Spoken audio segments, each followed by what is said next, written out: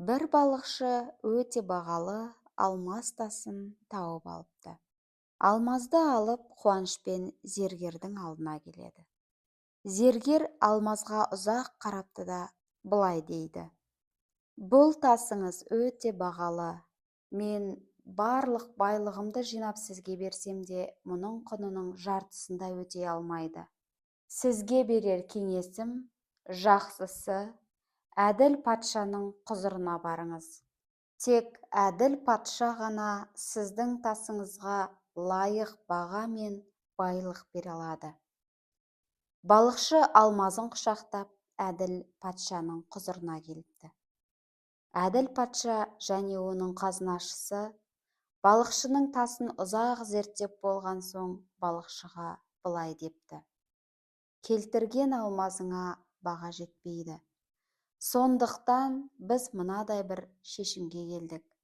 Біз сенің ықтиярыңа 3 сағат уақыт беріп, қазынаханамызды тапсырамыз.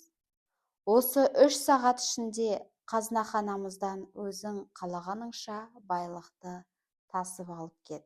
Біз разымыз. 3 сағаттан соң қазынамыздан шығарыласың. Балықшы әділ патшаның үкіміне дән риза болып алғысын білдіреді. Қазынашы балықшының ықтиярына қазынасын 3 сағатқа тапсырып, уақытты белгілеп, өзі шығып кетіпті. Қазынаханадағы алтын, күміс, інжу, маржан, дүр гауһарларды көрген балықшы есінен адасардай күй кешеді. Әлі уақыт бар. 2 сағат ішінде қаншама байлықтарды тасып кете аламын.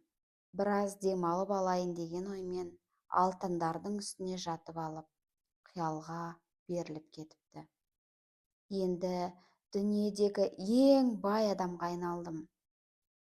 Жан жағымда қызметкерлер желіп, жүгіріп қызметімді қылады. Бірнеше жас әйелдерге үйленемін.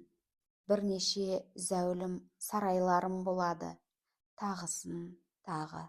Сол секілді қиялдармен ғафлет басып, ұйықтап кетіпті.